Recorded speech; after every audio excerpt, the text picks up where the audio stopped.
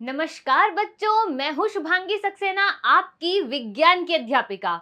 और आज हम बात कर रहे हैं कक्षा 9वीं के विज्ञान विषय के अध्याय 3 के संदर्भ में, जिसका नाम है परमाणु एवं अणु। इस अध्याय में हम अभी तक चर्चा कर चुके हैं परमाणु की अवधारणाओं के संबंध में कि हमारे पास विभिन्न प्रकार के दार्शनिक थे जिन्होंने हमें परमाणु की अवधारणा बताई या अपने कथन उन्होंने हमें दिए कि परमाणु जो है वो अविभाज्य कण है। उसके बाद हमने बात करी परमाणु के परिचय के संदर्भ में, जहां हमने परमाणु की त्रिज्या के बारे में बात करी, परमाणु के द्रव्यमान के विषय में बात करी और सापेक्षिक द्रव्यमान के विषय में भी बात करी। और आज हम बात करने वाले हैं अणु और आयन के विषय में कि ये आयन क्या होता है, अणु क्या होता है, कितने प्रकार के आयन हमारे पास है। आगे हम चर्चा करेंगे रासायनिक सूत्रों के विषय में कि रासायनिक सूत्र जो है वो किसी अणु के संबंध में या किसी यौगिक के संदर्भ में लिखे कैसे जाते हैं। तो कॉपी पेन लेकर के तैयार हो जाइए, पढ़ने वाले हैं मजेदार अंदाज में। हम आज की क्लास को इधर उधर नहीं देखना है, सारा ध्यान बोर्ड पर रखना है, क्योंकि आज हम समझने वाले हैं अणु और आयन के विषय में, जो कि आपके आने वाले अध्याय में और आपकी जो इससे बड़ी कक्षा है उनमें भी ये काम में आएगा। तो शुरू करते हैं हम आज की क्लास को और बात करते हैं अणु के संदर्भ में। देखो, हमने परमाणु के विषय में बात करी और परमाणु के लिए हमने क्या कहा कि भाई जो परमाणु आपके पास है वो आपके पदार्थ की सूक्ष्मतम इकाई है, अर्थात अविभाज्य कण है, अर्थात सबसे छोटा है, अर्थात आप उसे और विभाजित नहीं कर सकते। आज हम बात कर रहे हैं अणु के विषय में। तो आप देखो, यहां पर आपको 4 डायग्राम दिख रहे होंगे, 2 सेम है तो आप 3 मान लो। ठीक, यहां पर हम अणु के विषय में बात कर रहे हैं, मतलब कि मॉलिक्यूल। तो देखो, यहां हीलियम का मैंने परमाणु लिया है। क्या लिया है? हीलियम का परमाणु लिया है। और आपको पता है कि परमाणु बहुत सूक्ष्म होता है। अब इसकी तुलना मैंने किससे कर दी है? आपकी गेंद से कर दी। अब देखो, हीलियम का परमाणु और टेनिस की गेंद। अब टेनिस की गेंद हीलियम के परमाणु से तो बड़ी होगी कि नहीं होगी? बिल्कुल बड़ी होगी। और टेनिस की गेंद में तो बहुत सारे कण विद्यमान होंगे। ये बिल्कुल ऐसा है जैसे टेनिस की गेंद की तुलना मैं किससे कर दूं? पृथ्वी से कर दूं। तो पृथ्वी पर क्या है कि बहुत सारे कण विद्यमान है। अब टेनिस पर जितने कण विद्यमान है, टेनिस बॉल पर जितने कण विद्यमान है, उससे तो बहुत ज्यादा कण कहां विद्यमान होंगे? पृथ्वी पर आपके विद्यमान होंगे। तो आपका जो अणु है वो क्या कहता है कि 2 या 2 से अधिक तत्व या परमाणु जो है वो मिलकर के किसका निर्माण करते हैं? अणु का निर्माण करते हैं। अब 2 बातें हैं, एक ही तत्व के जो परमाणु मिले तब भी आपका अणु बनेगा, और भिन्न भिन्न तत्वों के परमाणु मिलेंगे तभी भी आपका क्या बनेगा? अणु बनेगा। बात आई समझ में? तो देखो, हमने इसको क्या कर दिया? फ्लो चार्ट बना दिया, जिससे आपको जल्दी याद हो। एक ही तत्व के परमाणु मिले प्लस और कौन मिले? भिन्न भिन्न तत्वों के क्या मिले? आपको परमाणु मिले। अब ये क्या करेंगे? परस्पर संयोग करेंगे, मतलब कि क्रिया करेंगे, जुड़ेंगे, तो आपको यहाँ पर क्या मिल जाएगा? अणु, मतलब कि मॉलिक्यूल। तो बात समझ में आ गई। परमाणु का मतलब क्या हुआ? सूक्ष्मतम इकाई। अणु क्या होगा? सूक्ष्म इकाई होगा। मतलब क्या होगा कि परमाणु के जस्ट बाद जो आता है वो आपका क्या है? अणु है। ठीक, यहां तक बात समझ में आ गई। इसके उदाहरण पर अगर हम चर्चा करें तो यहां देखो, मैंने H2O ले लिया और CH4 मैंने यहां पर ले लिया। ठीक, अब जब H2O के विषय में बात कर रहे हैं तो ये आपका हाइड्रोजन और ऑक्सीजन से मिलकर बना है, ये आपका कार्बन और हाइड्रोजन से मिलकर के बना है। तो यहां पर क्या बन गया? ये बन गया H2O का अणु बन गया। यहां पर ये क्या बन गया? मेथेन है, यानी कि CH4 का अणु यहां पर बन गया। तो बात हमने क्या कही थी कि भिन्न भिन्न तत्व अगर मिलेंगे, यानी उनके परमाणु मिलेंगे, तो परस्पर संयोग करके अणु का निर्माण करेंगे। तो कार्बन और हाइड्रोजन भिन्न भिन्न है। ठीक, हाइड्रोजन और ऑक्सीजन भी भिन्न भिन्न है।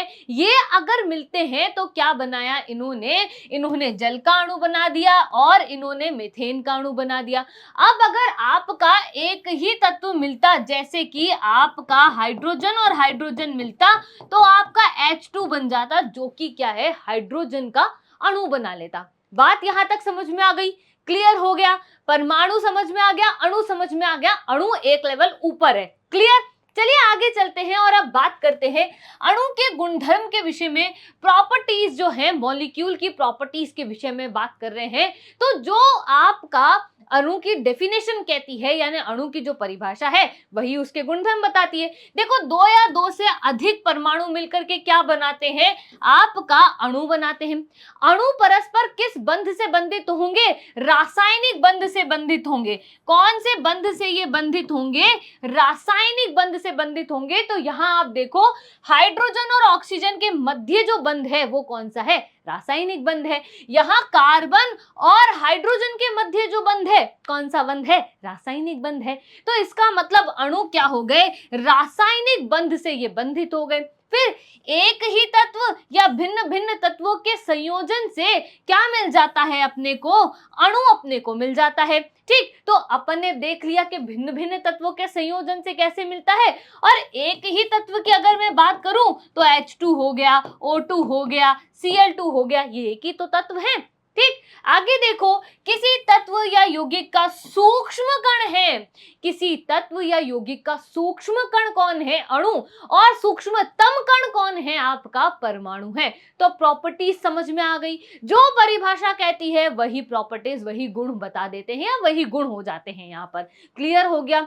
आगे चलते हैं और आप समझते हैं कि अणु जो हमारे पास है वो कितने तरीके के हैं? दो तरीके के हैं। एक हो गए तत्वों के अणु, एक हो गए यौगिक के अणु। अब आपको पता है कि तत्व में क्या होते हैं? एक ही प्रकार के कण होते हैं। कैसे होते हैं? एक ही प्रकार के कण विद्यमान होते हैं। यौगिक में क्या होते हैं कि भिन्न भिन्न होते हैं। भाई भिन्न भिन्न क्या विद्यमान होंगे? तत्व विद्यमान होंगे, तभी तो यौगिक बनेगा। तो अभी हम किस विषय में बात कर रहे हैं? तत्वों के विषय में हम यहाँ पर बात कर रहे हैं। तो जो तत्व है उसके अणु देखो, किसी तत्व के अणु एक ही प्रकार के परमाणुओं द्वारा संचरित हो गए तो यहाँ पर क्या होगा? देखो, यहाँ उदाहरण हीलियम, यानी क्या कहा कि एक ही तत्व के अणु हैं अपने पास, और एक ही तत्व के अणु क्या कर रहे हैं? मिल रहे हैं, और आपका क्या बना रहे हैं? भाई अणु बना रहे हैं। क्लियर हो गई बात। अब लेकिन अधातुओं में ऐसा नहीं होता।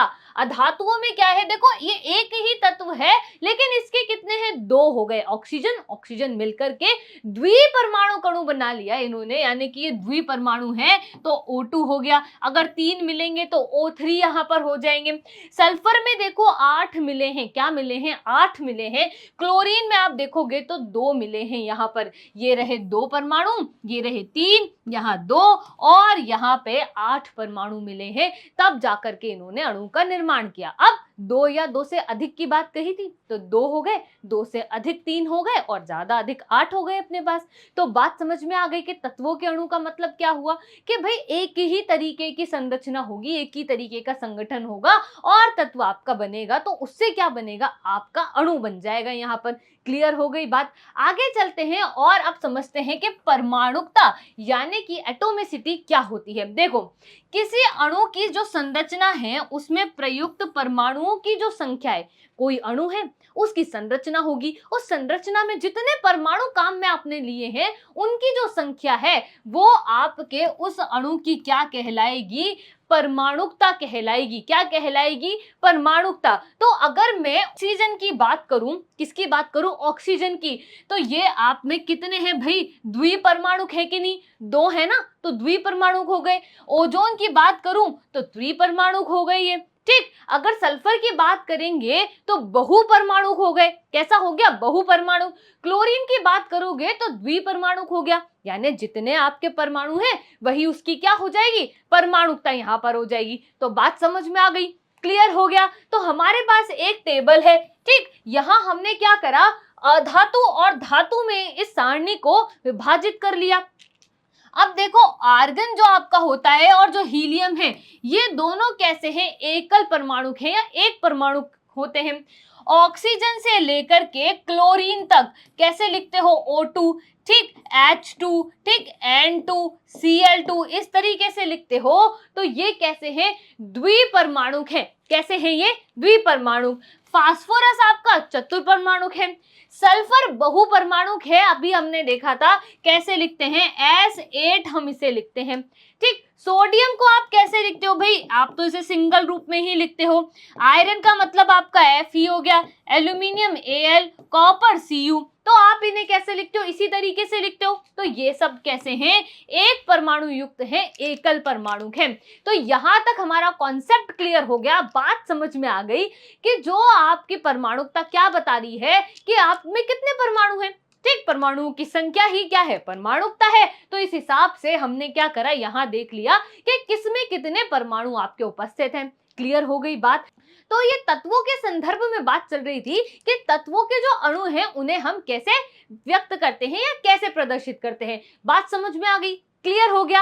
अब आगे चलते हैं और अब समझते हैं यौगिकों के अणु के विषय में कि यौगिकों के जो अणु हैं यानी मॉलिक्यूल्स ऑफ कंपाउंड है वो क्या होते हैं। देखो, भिन्न भिन्न तत्वों के परमाणु एक निश्चित अनुपात में जुड़कर यौगिकों के अणु निर्मित करते हैं। भिन्न भिन्न तत्वों के परमाणु होंगे, निश्चित अनुपात में जुड़ेंगे और क्या बना लेंगे, यौगिक ये बना लेंगे। और हमें पता है, हम पढ़ते आ रहे हैं, यौगिक में क्या होता है, एक नया ही पदार्थ बनता है, नया ही द्रव्य हमको मिलता है जिसके गुण जो है वो पिछले वालों से नहीं हमारे पास मिलते हैं। तो यहां भी ये यही कह रहे हैं कि भिन्न भिन्न जो परमाणु है या भिन्न भिन्न तत्वों के परमाणु क्या है, मिल रहे हैं, नया पदार्थ बना रहे हैं और वो क्या है, यौगिक। और उस यौगिक के अणु जो हैं वहां पर निर्मित हो जाते हैं। उदाहरण से समझते हैं, देखो जल, तो हाइड्रोजन और ऑक्सीजन भिन्न भिन्न तत्वों के परमाणु मिले और जल का निर्माण किया। हाइड्रोजन के गुण अलग हैं, आपके ऑक्सीजन के गुण अलग हैं, लेकिन दोनों ने मिला और जल बनाया। और जल के गुण कैसे होंगे अलग, तो ये क्या बन गया, नया पदार्थ यहां बन गया। उसी तरीके से अमोनिया की अगर बात करें तो नाइट्रोजन के गुण अलग होते हैं, हाइड्रोजन के अलग होते हैं, पर दोनों निश्चित अनुपात में मिले हैं। और जब ये मिले हैं तो इन्होंने क्या करा है, एक नया पदार्थ बनाया जिसका नाम क्या है, अमोनिया। ऐसे ही ये कौन है भाई, CO2 है ये आपका कौन है, CH4 है, ये कौन है, NH3 है, और ये कौन है, आपका जल यानी कि H2O है।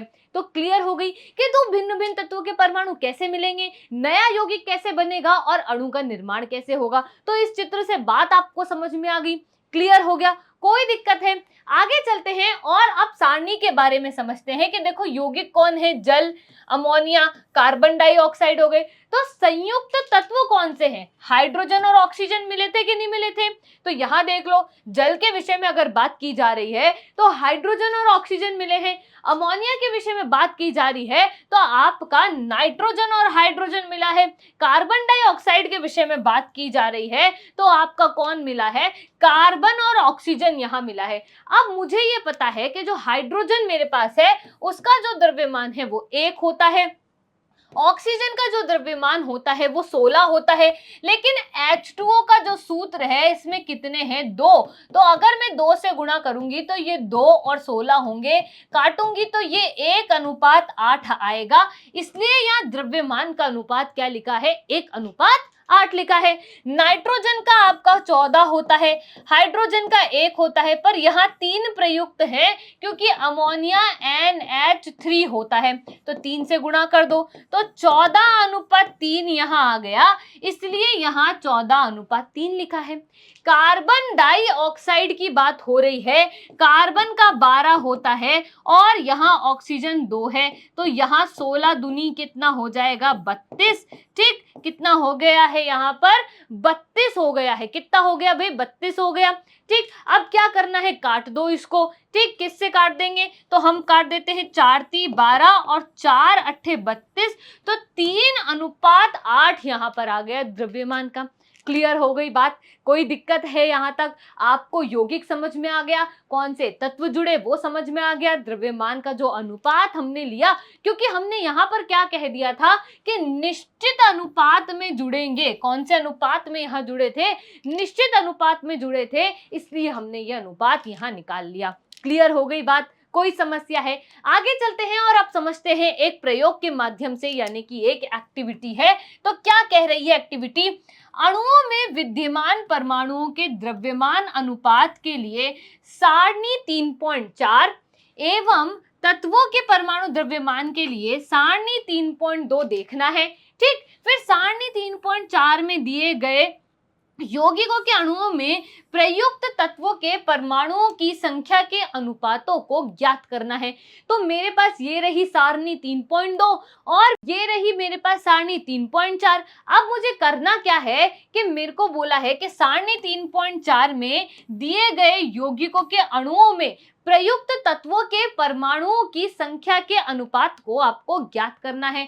तो मेरे पास पहले जल दिया है, जल में मेरे पास हाइड्रोजन और ऑक्सीजन दी हुई है, ठीक। और यहाँ द्रव्यमान का अनुपात मैंने 1:8 लिया है। तो आप आ जाओ, यहाँ हाइड्रोजन देखो 1 होता है, ठीक। और मेरे पास ऑक्सीजन कितना है, 16 है, ठीक है। तो अब मुझे इसका निकालना है, तो कैसे निकलेगा, देखो तत्व हाइड्रोजन और ऑक्सीजन मैंने लिख लिया।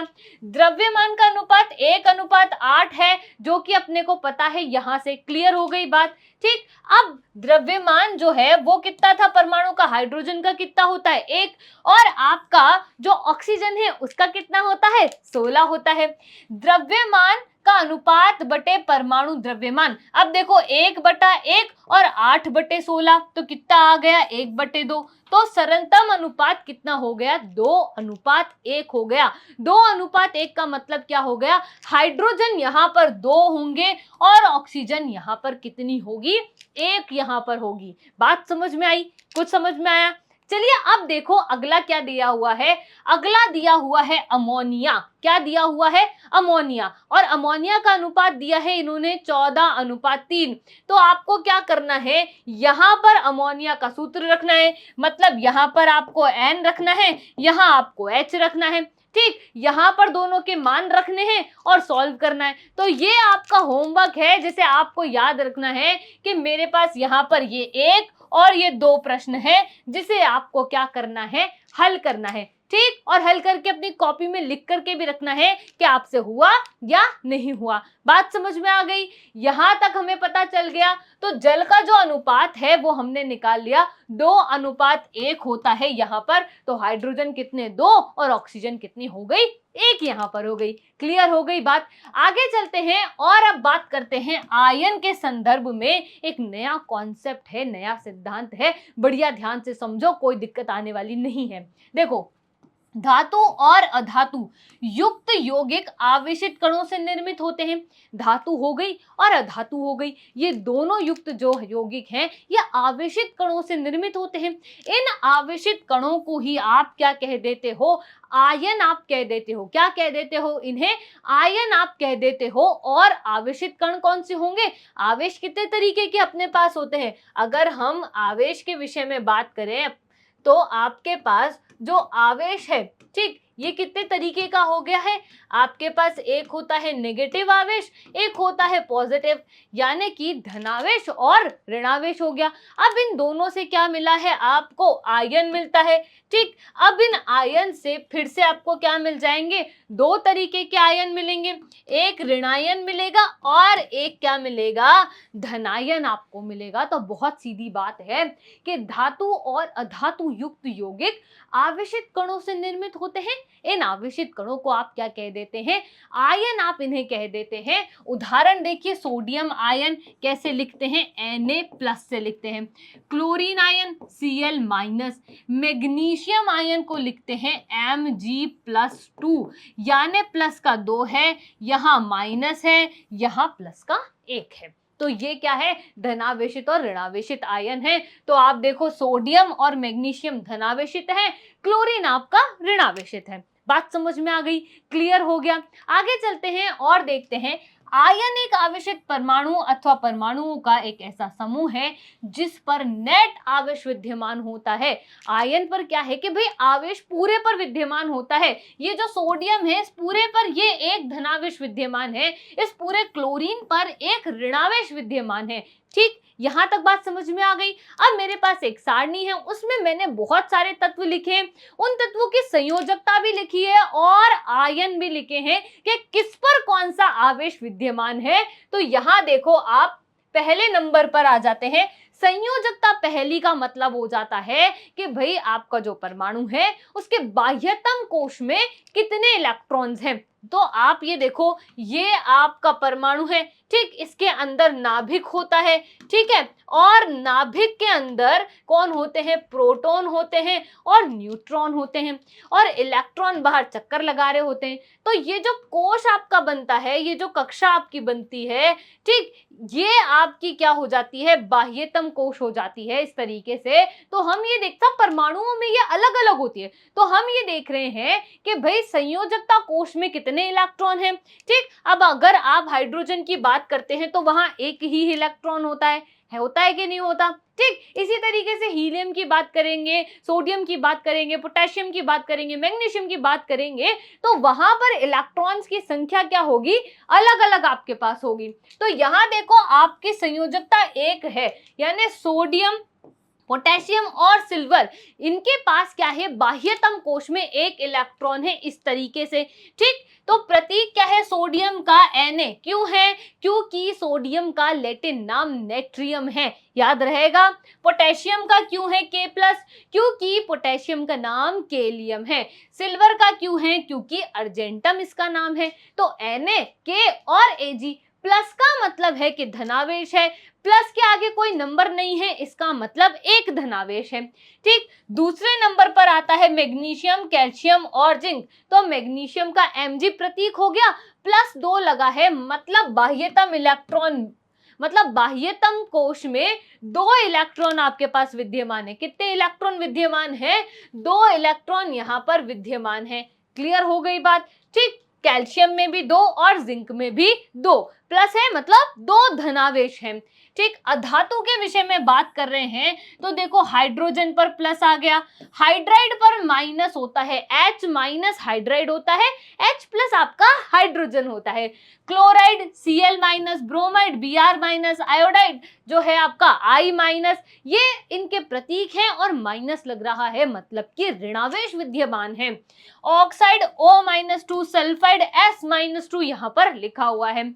बहुपरमाणुक अगर आयन की मैं बात कर रही हूं तो अमोनिया के विषय में बात कर रहे हैं, यानी कि अमोनियम जो है आपका, उसमें NH4+ लगा हुआ है। अमोनिया NH3 होता है और एक और हाइड्रोजन आ गया तो NH4 हो गया, प्लस वहां लग जाएगा, तो बहुपरमाणुक है, ज्यादा परमाणु है इसके पास। हाइड्रोक्साइड में OH-, नाइट्रेट में NO3-, हाइड्रोजन कार्बोनेट HCO3-।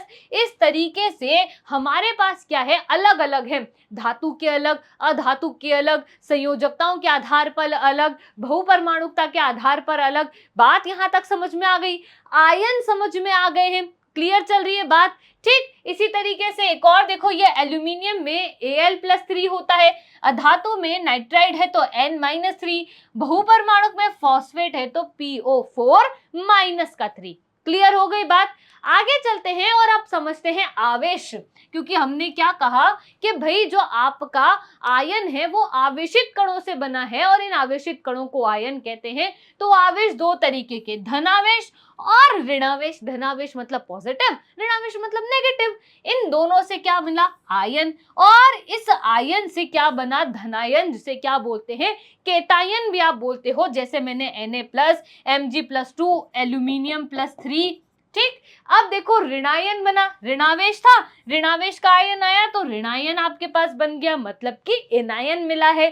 तो उदाहरण देखो, O-2, Cl-, I-, Br-, ठीक। इस तरीके से हम इसे लिखते हैं। तो आपके पास देखो ऋणावेशित आयन से क्या मिले आपको, ऋणावेशित आयन के उदाहरण देखो, O-2, Cl-, आयोडीन-, ब्रोमाइन जो है आपका, ब्रोमीन जो है या ब्रोमाइन भी आप बोलते हो, तो वो माइनस में हो गया।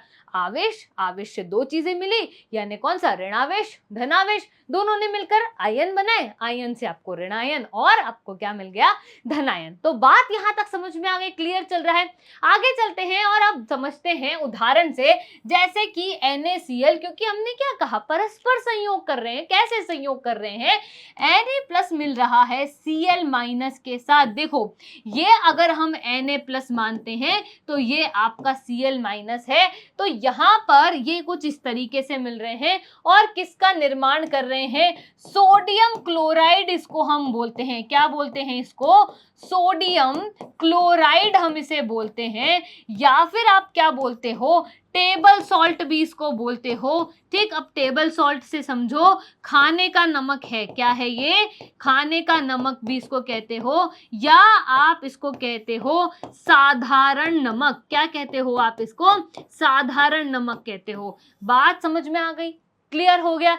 एक चीज से सारी चीजें आपको याद आ जानी चाहिए। ठीक, क्लियर है?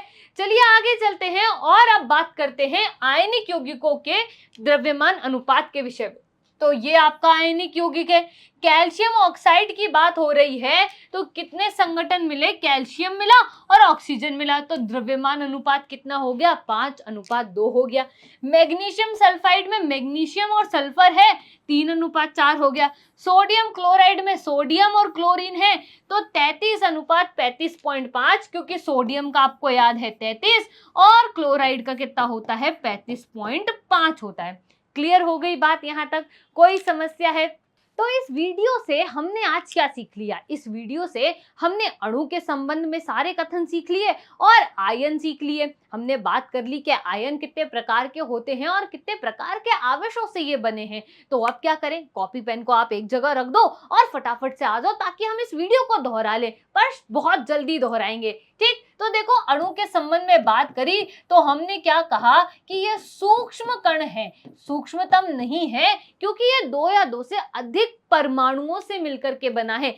एक ही तत्व के परमाणु हो सकते हैं, भिन्न भिन्न तत्वों के परमाणु भी यहाँ हो सकते हैं, जिसे आप क्या कहेंगे? अणु आप कहेंगे। हमारे पास थे तत्व के अणु और यौगिक के अणु। तत्व के अणु से हमारा मतलब था कि एक ही तत्व के आपके पास अणु मिलेंगे, यानी एक ही तत्व मिलेगा, जैसे कि आपका हीलियम हो गया और O2 हो गया, Cl2 हो गया। ठीक, और यौगिक से हमारा मतलब था कि भिन्न भिन्न तत्व जब मिलेंगे तो अणु का निर्माण होगा। जैसे आपका H2 हो गया, CH4 हमारे पास था तो वो हो गया। ठीक, परमाणुकता क्या कहलाती है भाई? वो कहते हैं कि आपके अणु के अंदर जितने परमाणु हैं वो उसकी परमाणुकता होगी। जैसे कि अगर मैं S8 की बात करूं तो 8 उसकी परमाणुकता हो जाएगी। तो सल्फर आपका कैसा होता है? बहुपरमाणुक होता है। कैसा होता है ये? बहुपरमाणुक यहाँ पर होता है। ठीक, अब बात कर रहे हैं आयन के विषय में। तो आयन हमारे पास 2 तरीके के हैं, एक पॉजिटिव है, एक नेगेटिव है। और पॉजिटिव का मतलब आपका हो गया धनायन, नेगेटिव का मतलब हो गया ऋणायन। जैसे कि आपके पास Na+ है और आपके पास Cl- है, तो Na+ और Cl- मिलकर के क्या बना लेते हैं? NaCl, sodium chloride. मतलब आपका खाने का जो नमक है, साधारण नमक है, टेबल सॉल्ट जो है, वो ये बना लेते हैं। तो देखो आवेश से ही तो आयन बना है ना। तो कितने आवेश? धनावेश, ऋणावेश, ये दोनों आवेश मिलकर के आयन बना और 2 तरीके के आयन इन्होंने अपने पास बना दिए। तो अब क्या करना है? अब कुछ नहीं करना, अब आपको कॉपी पेन उठाना है और ध्यान से प्रश्नों को हल करना है, क्योंकि अब आपको देखना है कि कितना आपको समझ में आ गया या कितना आपको याद हुआ है। तो चलिए चलते हैं पहले प्रश्न की तरफ। धातु एवं अधातु युक्त यौगिक आवेशित कणों से निर्मित होते हैं। इन आवेशित कणों को आप क्या कहते हैं? परमाणु कहते हैं, अणु कहते हैं, यौगिक कहते हैं या आयन? देखो परमाणु जो है वो क्या है? सूक्ष्मतम इकाई है पदार्थ की। किसकी इकाई है? पदार्थ की सूक्ष्मतम इकाई कह सकते हो, या आप कह सकते हो अविभाज्य कण है। क्या है ये? अविभाज्य कण। क्लियर हो गई बात? अगर अणु की बात करोगे तो ये कौन है? सूक्ष्म कण है। किसका? पदार्थ का। ठीक, कैसे बना है? 2 या 2 से अधिक परमाणुओं से बना है। ठीक, 2 या 2 से अधिक परमाणु अगर आपके मिलेंगे तो ये क्या बना लेंगे? अणु यहां पर बना लेंगे। ये बात समझ में आ गई? यौगिक की अगर बात करते हैं तो 2 या 2 से अधिक तत्व मिलकर के यौगिक का निर्माण करते हैं। ठीक, जहां पर एक नया पदार्थ बनता है जो कि पुराने वालों से मिलता नहीं है, जिसके गुण। आयन जो है उसका कथन यह है, तो विकल्प कौन सा सही होगा? द विकल्प आपका यहां पर क्या हो जाएगा? सही हो जाएगा। अब चलते हैं प्रश्न संख्या 2 की तरफ और क्या कहते हैं? किसी अणु की संरचना में प्रयुक्त होने वाले परमाणुओं की संख्या को उस अणु का खाली स्थान कहते हैं। क्या कहते हैं? परमाणुकता कहते हैं। क्या कहते हैं? परमाणुकता हम उसको कहते हैं, क्योंकि अभी हमने बोला कि जैसे सल्फर है उसमें 8 है, तो ये क्या है भाई? बहुपरमाणुक है। कैसा है ये? बहुपरमाणुक। ठीक, यहां तक बात समझ में आई? अगर हीलियम की बात कर रहे हैं तो वो कौन है? एकल परमाणुक है, एक परमाणुक है वो। ठीक, बात क्लियर हो गई यहां पर?